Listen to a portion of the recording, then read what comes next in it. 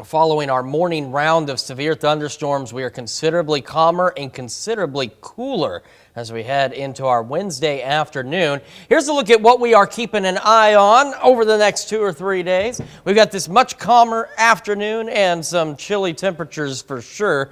Temperatures will start to warm up as we head into the weekend, and we got a slight chance of some showers and thunderstorms on Easter Sunday. We'll take a look at all that in a moment. First, our camera, 7th and range line. Skies are clearing. They'll continue to do so. Plentiful sunshine, but despite that sunshine, still cold. MoDOT camera, I-44 and range line looks good as well. And same with the KDOT camera at 69 and 400 just south of Pittsburgh. Let's take a look at those currents. We're going to go a little more in depth with this forecast. My box has vanished, but that's okay. I can still read it to you. 44 in Joplin, feels like 39. That dew point's down to 33. Humidity's at 65%. Pressure's rising, and the wind is north-northwest at 10. No gusts. It's much better than it was yesterday, even with the gusty winds, but still chilly. Chanute, 44, 42 in Iola, 45 Parsons, 43 Chetopa, 42 Miami, 43 Neosho, and 43 in Carthage right now.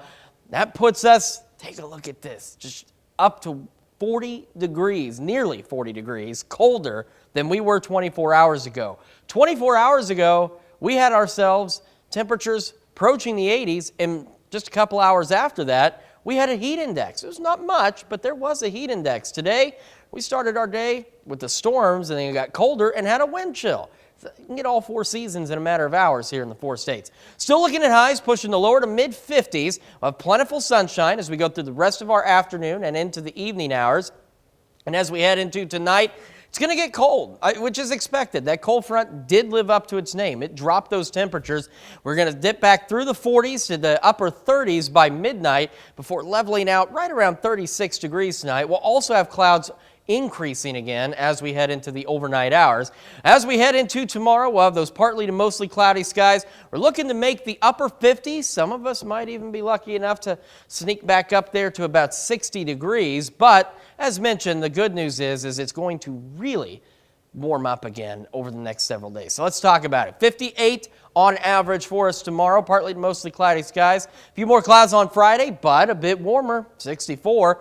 Taking a look into Easter weekend, 70, 71. This thunderstorm chance, you may remember, we're looking at that in the evening hours, and it's also a fairly low chance, something we're keeping an eye on. So don't cancel your Sunday Easter plans or your Easter egg hunts. Just be prepared to maybe have a backup if you need to run inside. But I think any showers we see Sunday should hold off until later in the evening, maybe even into the overnight hours.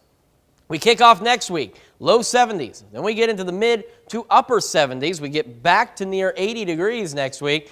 But here's that same trend we see. It's going to be windy next Wednesday, and then we're watching the possibility of some pop-up thunderstorms as we head into the end of next week. So plenty of activity we got to keep an eye on as we head into the end of next week. Sunday, not so much of a big deal, but still, you want to keep an eye on it if you've got some Easter plans. Otherwise, we just have to endure, a couple of days of cooler temperatures, and then we get right back into the 70s, warmer conditions across the area. So not bad, especially after this morning. And again, as I mentioned, National Weather Service teams will come out to southeast Kansas, and they'll make some official assessments. I know there have been questions as to whether or not what hit Chanute was a tornado. Looking at that security footage, it doesn't appear to be, but that's a determination for the survey teams.